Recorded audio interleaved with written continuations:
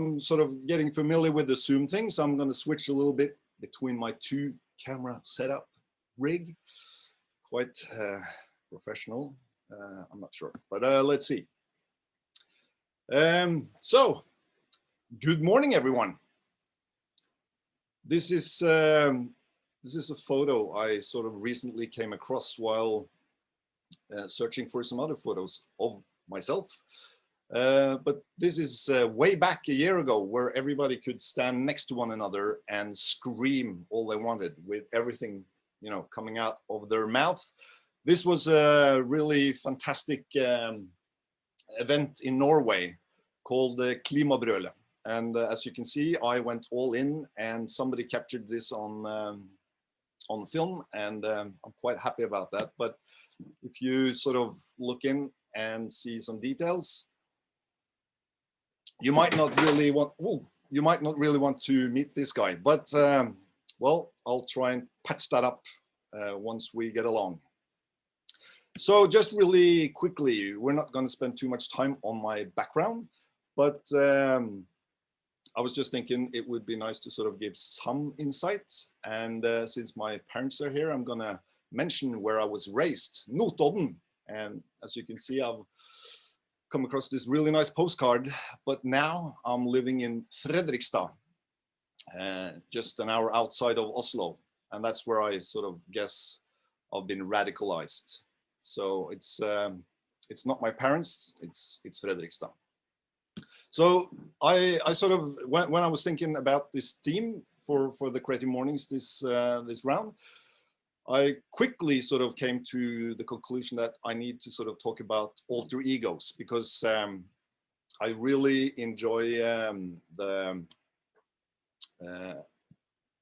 use of another sort of self.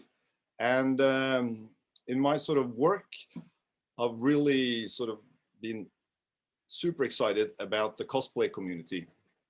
And not that I've sort of been to any of these conventions, but I've seen some from a distance. But of course, living in Fredrikstad, I have all these football nutcases living in my neighborhood.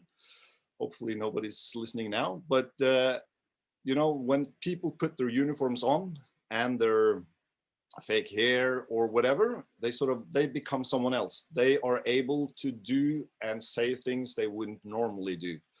So having that sort of extra personality, I think, is a really good way of testing out some stuff that you want to share with the world. And of course, this is gonna be a nice morning, so we're not gonna go into the other, like probably a lot of you have that other radical sort of alter ego in your head, but we're not gonna go there. I also just included a photo of the pit stop team at some of these Formula One team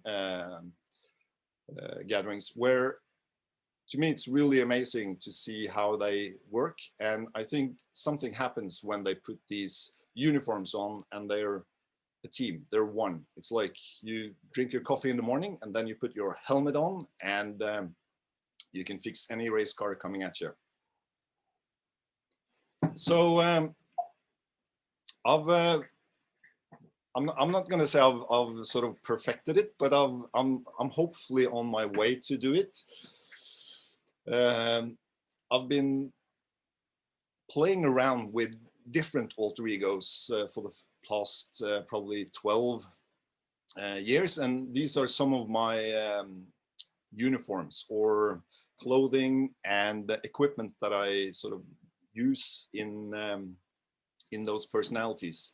And these are 3 of them.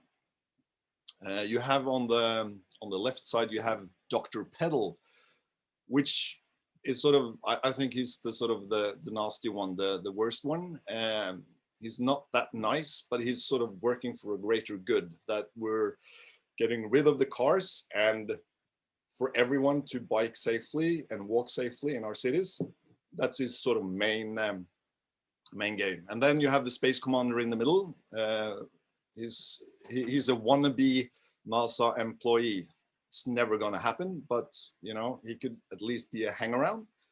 And then on the right side, there's a project called Weapons of Mass Enjoyment. and that's sort of an ongoing project, but you'll see in some detail very soon. So just really quickly to give some more meat to Dr. Pedal. He's got this bikers or cyclists revolutionary fraction. There's not many members. I'm not going to say any number because that's just going to be embarrassing, but at least he's out there and he's working, and he's got a manifesto.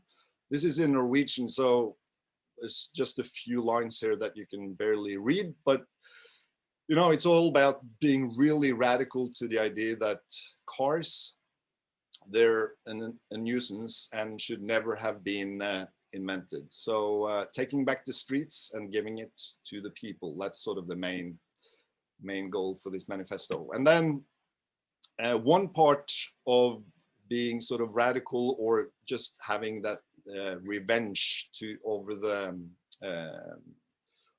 automobile driver, if he sort of felt threatened or had some sort of interaction with a car he didn't like, he takes the plate number, he runs it through the SMS service where he can get the name and the owner of that car, and then he sends them a postcard.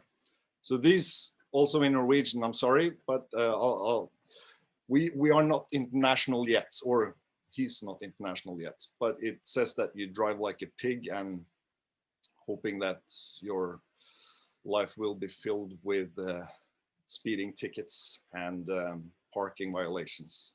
So yeah, so that's just one way at getting back at these horrible car drivers. And then being a graphic designer, I always sort of put a lot of effort into making graphics, and for some reason I really enjoy making t-shirts. So here's a sort of a library of Dr. Pedals and the Cyclers Revolutionary Fractions graphics. Another project that I've sort of been in over my head the last year and a half now is the dog space program, where I'm sort of a big part of it too, of course. But I had this opportunity about a year and a half ago to join in on this Instagram challenge where you were asked to make a spacesuit, and I had wanted to make one for a long time, but both my sewing skills and my space and everything was a little bit limiting. And I decided to do this on our dog. This was the first initial sketch of the idea for the spacesuits. And luckily we have a small dog, so it's a Yorkshire Terrier, and yeah, cheap in material, as you can say, both filament for 3D printing and sewing material. So it ended up with the spacesuit you see on the right side. And of course, I've shown this a lot of times, but I think it's a good start in the morning to watch the dress rehearsal of the first time the dog actually had the full suit on. So I'm gonna have a sip of coffee and then just have a look at this little video.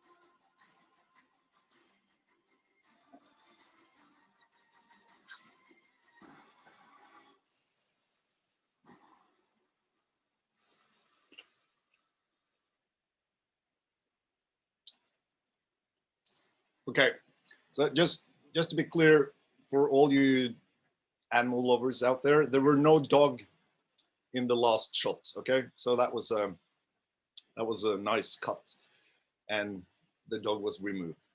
But yeah, it's been a fun project, and it's still ongoing. The thing is, as you saw with the helmet earlier, I've sort of moved on a little bit. The dog part is sort of done. It might be a few additions, but I'm working on my own sort of NASA-inspired suits. I know my student here, Frida, she's making an amazing suit that I'm not gonna compete with anyway. So yeah, and the next project is the Cinambulante, where I'm sort of dressing up as, and in this photo I have the suit as I had in the NASA, so it's a little bit earlier, but I've gotten this really nice sort of cinema director's suit now. And so this project is based on my interest in 8mm film, and you know, the whole nostalgic era of filmmaking, and also the fantastic mechanical and electronics these machines were sort of made up of. And to me, this is sort of also a fun thing where I can actually build something that I really enjoy, but I'm having a really great time sharing it with others. So this project just started out as a trolley with the whole rig of film equipment on it, with the projector and the slide projector, and then there's a music audio part to it as well. But after a while, I realized that it was sort of too heavy to roll around in the streets. So I was lucky enough to get a bike from my neighbor, and Cinambulante got its own bike, and the whole rig was moved onto to the front of that bike. And the thing is, also for me, when I was thinking, you know, the radical part of this to me is also that era of film where there were no sort of, you know, next episode starts in 10 seconds. You had to rewind the movie. You had to, you know, you were limited to maybe 20 minutes and so on. And the thing is, when I realized I grew up with my father actually renting 8mm movies for my birthday. And the best part was looking or watching these movies run in rewind.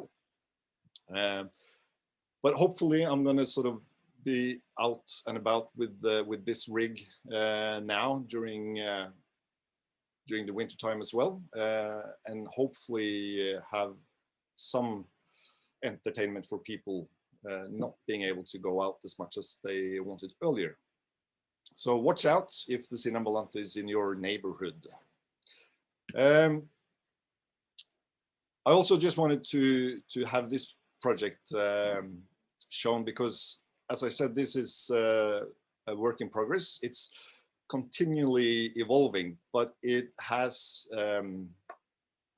you know, a background in the, of course, weapons of mass destruction. But I wanted to turn this around and have it to be enjoyment. So every part of this project has some kind of whimsical, fun, corny usage. So what you see here is a slingshot that shoots eggs filled with paint. And this is sort of a short little demonstration of the slingshot used. But only, it's a dry practice, but behind me you can see the paint on the wall, and I can tell you that was a fun day out. So like I said, this has been going on for maybe 10 years now, and on the left you can see all these different parts. So it's everything from a gun that shoots sunflower seeds into the ground.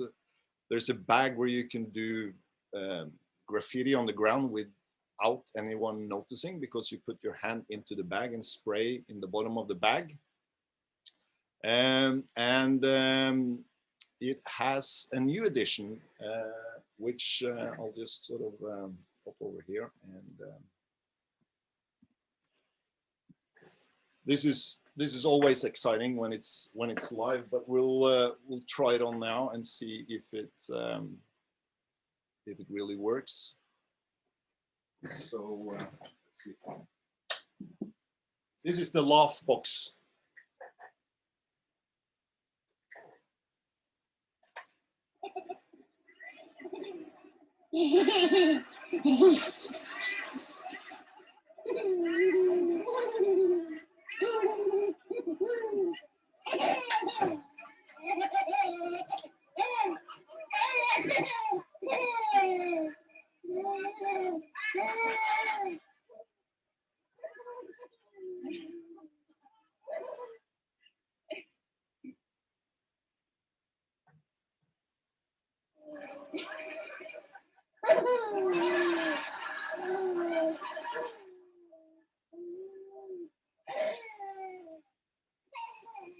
Okay, yeah.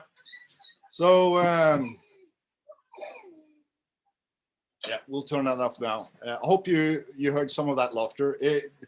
After a while, it sounds a little bit creepy. So I'm not sure how much sort of enjoyment it is, but it's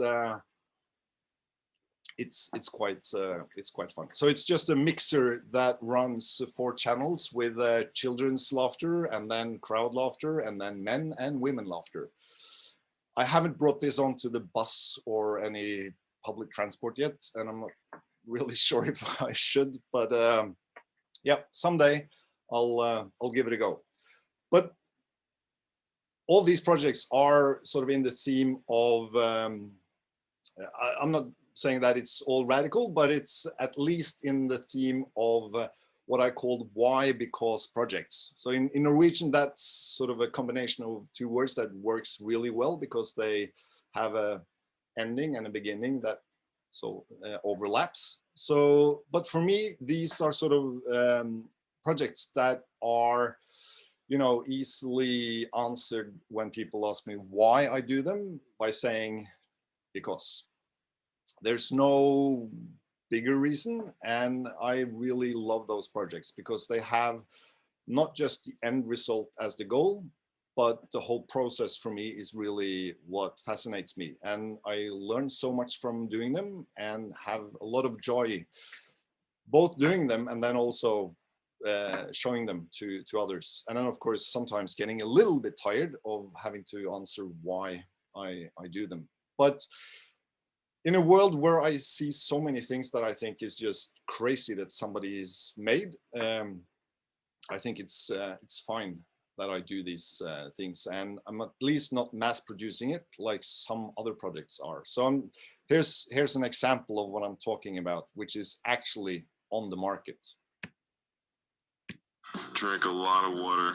I really have to go. People are waiting to tee off. There's no restroom out here. Has this happened to you? I've got the perfect gift. Introducing the Euro Club, the discreet sanitary solution for your urgent relief. It looks like an ordinary golf club, but contains a reservoir built into the grip to relieve yourself. The Euro Club comes with a towel and appears that you are just checking out your club. Leak-proof, easy to clean, and no embarrassing moments. Order now. The Euro Club, the only club in your bag guaranteed to keep you out of the woods. Okay, so if anyone was wondering what they would buy for Christmas this year, you can thank me. So just, and the thing is, if you're wondering still if this thing actually works, yes, it does. Where did you buy that? On eBay. And I didn't just buy 1, I bought 3. Oh, that's fantastic. Yeah, so so if people are allowed to make those type of products, I'm certainly allowed to make mine. So this is then also in the sort of theme of unnecessary products, but still for the fun of it, and also the, you know, the part where I learn from it. So this is an older project, but it's still sort of one of my favorite ones. And I didn't use, I'm going to get to that. But what I'm going to show you now stems from me thinking about, you know, we have this one life and there's so many things we do that is really taking up so much time that we could do other stuff. And For one thing, I'm really enjoying cleaning my ears, and I figured out I spend probably 19 seconds every day doing that. And I was thinking, okay, and adding that up to a whole life, okay, so approximately I would use 1 week in an average lifetime cleaning my ears. And I thought, hey, that's not a good time use. So I was just figuring out, I really enjoy it. I'm not going to quit it, but can I at least half the time? So I came up with a Speedy Ear 2000. And this is a radical new product that will cut the time you clean your ears in half. La, la, la, la, la, la. But again, doing a project like this, I've been using my sort of graphic background to add to this project, to make it sort of grow a little bit more than just being just silly or a thought. So I made this is a fake patent application, but at least it looks the part, I think. And the first version of it, which I have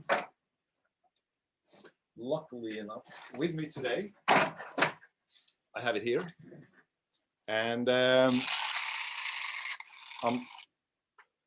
not going to use it. And the thing is, it's a little bit dangerous as well. But it's based on a little wooden box, which is also a homage to Steve Jobs and the first Mac with John Wozniak, where the Mac was built into a wooden box.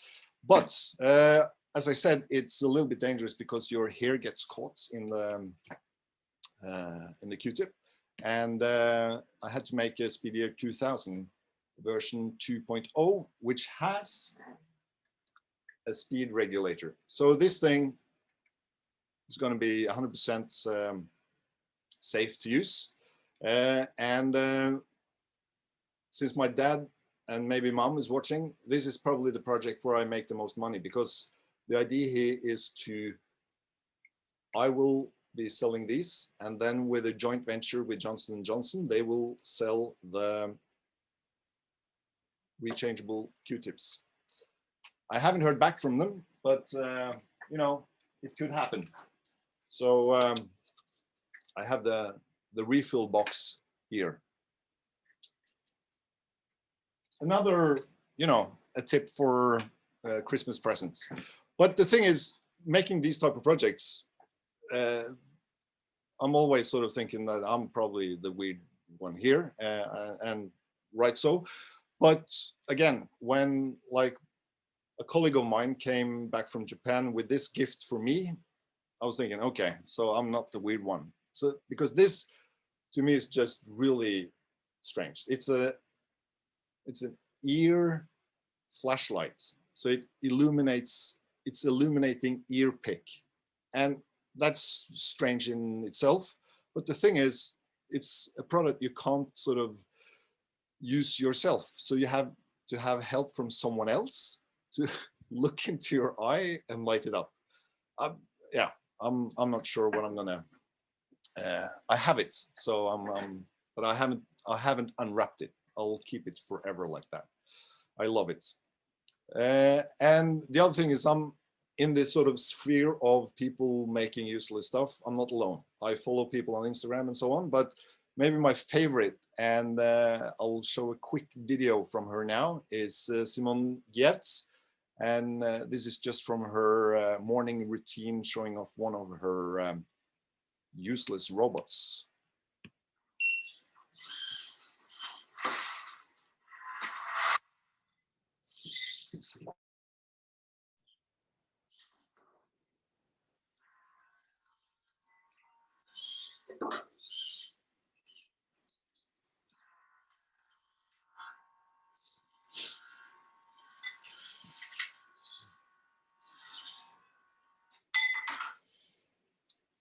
Yeah, that's a proper mic drop or a spoon drop. The thing is, I can watch this video over and over again.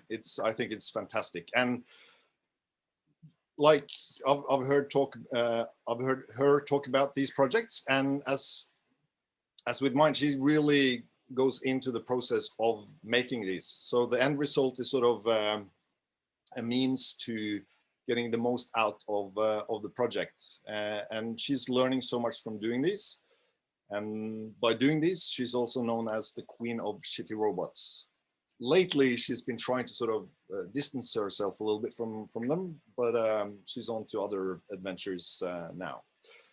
But I'm going to sort of move on to the second part of this this talk, and yeah, this year it's finally. We're seeing the end of this year, which I think is pretty, it's going to be a good thing. And hopefully we're all hoping for 2021 to be much better, which I think is not really hard. But of course, these things are some of the parts of 2020 that has been sort of tough. And I'm not going to suggest any quick fix. There are things happening that certainly has a more positive outlook on the next year coming. But I had this thought about making, some radical U-turn. Like there's things that we can pick up from the past that might bring us into the future with a smile on our face and feeling a little bit better. And since I've, been surrounded by these signs lately, like all of you have, the whole thing about distancing ourselves from one another, and using the term social distancing isn't very both nice and practical. It should be physical distancing. So I think socially we need to sort of reconnect somehow. And the other problem is that the more we're on our own, lonely, sitting around, we're occupied with these things. And I think also, this year has sort of topped it off with comments and a really hostile environment on the web, which I'm not a sort of a big participant in this. I'm not going to sort of go into detail on all these issues, but you probably know what I mean. So what I'm suggesting, like one little thing we can do is say hello to the postcard. I think this technology, if we can call it that, it sort of sounds a little bit more fancy. If we do that, is fantastic. I love the postcard, and I'm hoping by this to reintroduce it. Some of you are so young as sort of not being a postcard receiver or a sender. So I've actually, for this session, I've 3D printed a stencil, a postcard stencil. So you can actually, let's see it up close here. There we are. So I did this with my students the other day, and yep, every year I have to go into more detail in how postcards work. But if we do a quick sort of back in time step, my sort of history with postcards go way back. These are postcards my parents have taken care of, which I sent home while I was interrailing back in the early 90s. 1990s, and I was told by my parents, especially my dad, that I need to send at least one postcard a week so he would know where to start looking for me if I wasn't coming home. So having those postcards still is sort of a real sort of delight for me, and I've kept on sending postcards, and of course then for some of my friends receiving as well. But I had a project a few years back also with my website then for fonts called Fonterist, where I asked the visitors if they wanted a postcard. They could leave their name and address, and I would send them a postcard. And the list got pretty long with people receiving postcards. I politely asked if they would be nice enough to send a return postcard, and I got a few. but at least I have a good friend of mine. She and I exchange postcards every year during our holidays, and the variety of postcards I've gotten from her is sort of, it's quite it's in yeah, in the outer bounds of what you can expect from a postcard, as you can clearly see, but it's still really exciting to get those greetings. Just before summer, I came aware of this guy, Mr. Bingo, that I follow on Instagram, and he's taken the postcard sending to another level. So he lets people order like postcards that are making fun of them, or really outright tell them to fuck off in a postcard. And this has been made into a collection in a book, and I just added a couple of the postcards he sent to people. So he's an illustrator, and his drawings are really fantastic, but his puns and greetings on these postcards are fantastic. So not very nice, but very, very, very funny. I think this one is speaking to the world right now, or has for a little while.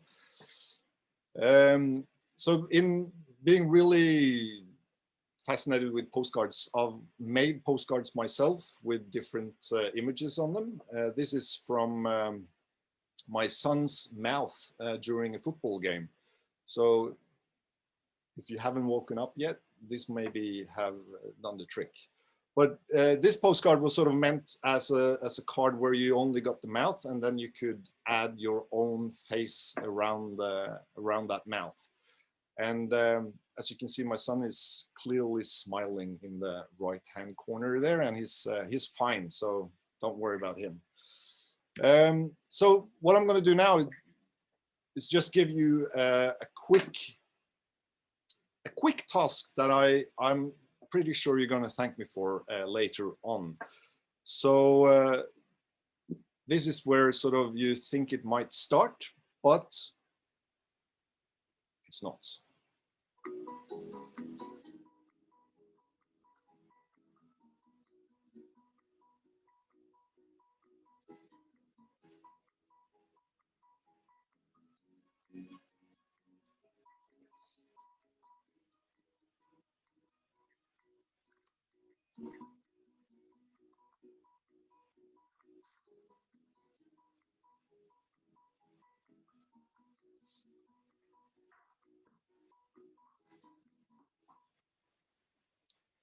Okay, so if you didn't get the first part there, it's not someone you love, it's someone you don't know.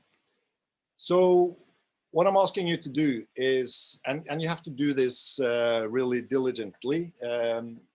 If you're in Norway, it's really super easy. I use the website navngen.no, where you just, the first name that pops up, you copy it, and then you paste it into the service 1881.no. And the first name on that list or similar, that's the person you're going to send a postcard to. And the other important thing is be nice. You don't have to try to be funny or weird or crazy. Just imagine somebody picking up this postcard in their mailbox in a couple of days. You want them to have a big smile on their face and not sort of start sweating. Okay, so short greeting, be nice. Put a stamp on your postcard and drop it off in the mailbox. I was looking around on the internet for, you know, other people in other parts of the world.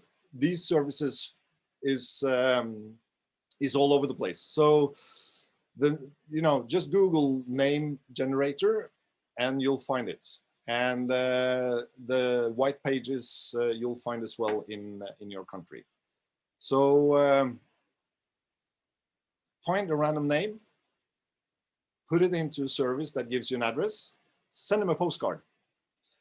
I did this 2 days ago, and I've done it a few years now with my students at the Architecture and Design School. And I really love it. I hope they did as well, even though they might think it was a little bit corny. But what I did this time was I gave them the face masks on the front page of the postcard, and they could draw whatever they wanted on the front, and then they were writing their greetings on the other side of the postcard. And right now, and probably today, people around Norway are going to walk out to their mailbox and find this lovely little greeting, and hopefully make their Friday and weekend a little bit better. Probably wondering who's sending the postcards. So this was sort of the start on the left side, and then this lovely lady received and took care of the postcards on the right side. I'm finishing up now because a lot of you are probably anxious to get out and get to be part of Black Friday. I'm thinking that you're not. So what I'm suggesting from this is from this Friday on, like as soon as you walk out of your house, I'm introducing Nice Friday. And this is going to happen every last Friday of November, the coming years. So can you sort of, everyone, please join in on this and, you know, try and smile to strangers today while you're walking to the mail office and post your postcard. And if that's not enough, I'll just chime in on a couple of concrete goodies that will make you smile. These three series I just love these. These are about ordinary lives, but with just people, nice and sort of everyday problems that grow on you. And you know, with Ted Lasso in the blue here, that series is sort of something that I'm going to rewatch. So if you're wondering what you're going to watch the coming weeks, this is what you want to watch. And then just finally, if you're still one of those people who has trouble, you know, getting that smile up with the reality around us, I have this product as well. It's called in Norwegian, and it's for the Norwegians. This is going to make sense. It's the Listhaug bøyla. It's where you can say the most outrageous thing and still have a smile on your face. So it looks a little bit like this. Yeah,